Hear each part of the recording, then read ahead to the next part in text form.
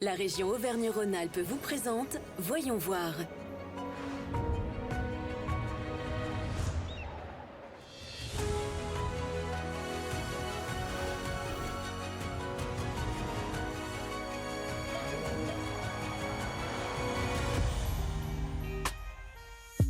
Cette semaine, Voyons voir s'intéresse à la santé et à la prévention dans notre région. Depuis début mars, ce bus sillonne les routes et s'arrête dans les lycées afin de sensibiliser les jeunes au risque du papillomavirus et à l'importance de la vaccination. Pendant 4 jours, le véhicule s'est stationné dans la cour du lycée professionnel Notre-Dame du Château à Monistrol-sur-Loire en Haute-Loire. Répartis sur 22 créneaux, 300 jeunes au total, provenant aussi du lycée général et technologique, ont pu profiter des informations et rappels essentiels autour des HPV qui se transmettent par contact intime. HPV, c'est pour les papillomavirus humains. C'est une grande famille de virus et il en existe 200 types différents. Il y en a qui sont plus dangereux que d'autres. Dans 90% des cas, en fait, ça va être éliminé naturellement de quelques mois jusqu'à 2 ans. Mais du coup, dans 10% des cas, c'est ce qu'on va appeler des infections persistantes. Donc à terme, on va dire le plus grand danger, ça va être de créer des cancers.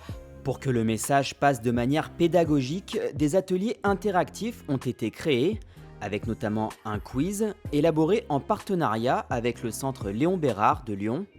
Les jeunes jouent en équipe par tablette afin de favoriser le dialogue. Ça a permis de vérifier qu'on avait bien écouté, qu'on savait les risques qu'on prenait et de surtout réaliser à quel point ça touchait tout le monde. Je retiens qu'il y a de nouveaux cancers, il y a 6400 cas.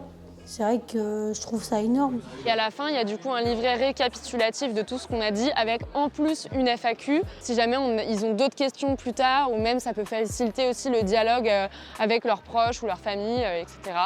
Pour se protéger, le meilleur rempart reste le vaccin. En France, depuis 2007 pour les filles et 2021 pour les garçons, il est officiellement recommandé de vacciner les jeunes entre 11 et 14 ans, avec un rattrapage possible entre 15 et 19 ans révolus. Dans ce cadre, le vaccin est pris en charge par la sécurité sociale et les mutuelles. Si pour l'instant la couverture vaccinale reste largement insuffisante dans le pays, on observe que la pédagogie procure ses effets à l'issue des ateliers. Bah oui, je pense que je vais me faire vacciner, c'est important quand même, parce que il faut se protéger pour protéger les autres aussi. En dessous de 18 ans, il faut avoir l'accord des parents. La démarche pourra donc être enclenchée par la suite.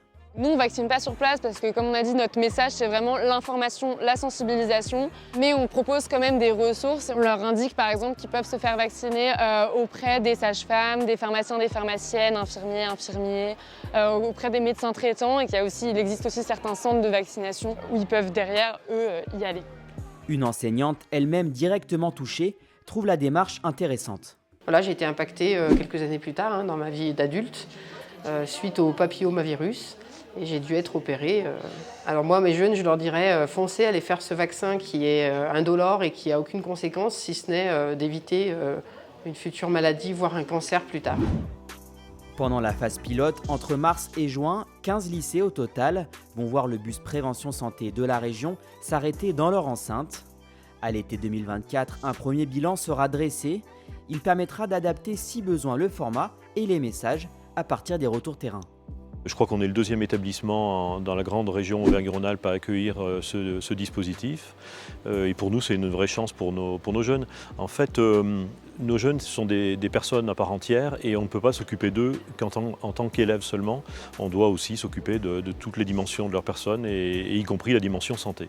Dans la seconde partie, vous verrez qu'un autre dispositif informatif a été mis en place de façon temporaire à l'entrée du lycée pour sensibiliser les jeunes sur la prévention des cancers de manière générale. En attendant, faisons un saut dans le Cantal pour découvrir le Green Cab, un cabinet dentaire nomade. À Chaudzègue, petite ville du Cantal connue pour ses bains, au milieu du chant des oiseaux et du clapotis de l'eau, on peut entendre un bruit plus mécanique. La fraise du dentiste du bourg qui soigne une carie. La particularité d'un désert médical, c'est que les gens ne trouvent pas d'endroit pour se faire soigner. Si bien qu'en dentaire, les pathologies ont le temps d'évoluer et elles sont plus complexes à soigner.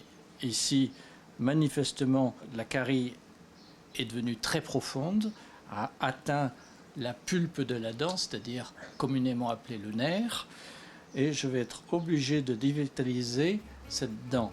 Un soin réalisé dans un cabinet pas tout à fait comme les autres.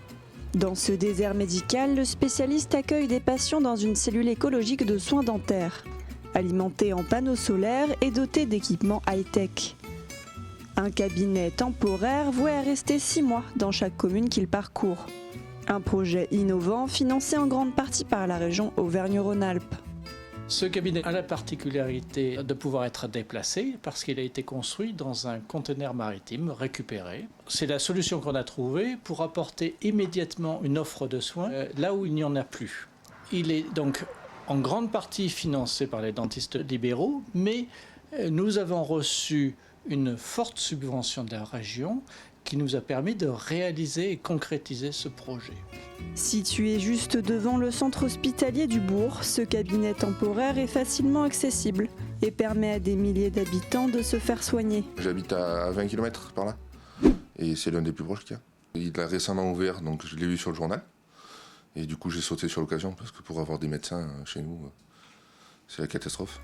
Avec près d'une quinzaine de patients reçus chaque jour depuis sa mise en place en janvier, le dispositif permet à tous les habitants de recevoir des soins en attendant l'installation d'un dentiste dans la ville. Retour en Haute-Loire au lycée professionnel Notre-Dame du Château de Monistrol-sur-Loire. En plus du bus Prévention Santé qui stationne dans la cour, l'établissement accueille un dispositif interactif de prévention spécialement destiné aux 15-25 ans. Composée de 12 visuels, l'exposition présente les différents facteurs de risque de cancer sur lesquels nous pouvons agir, comme l'alcool, le tabac, l'alimentation ou encore la sédentarité. Le but, c'est de sortir de la sphère familiale où parfois les enfants n'ont pas forcément accès à certains sujets avec leurs parents et de pouvoir avoir un regard totalement objectif et du coup de pouvoir répondre avec cette distance affective et ça leur facilite la verbalisation, les questions, etc. Comme souvent, l'objectif est de lutter contre les idées reçues.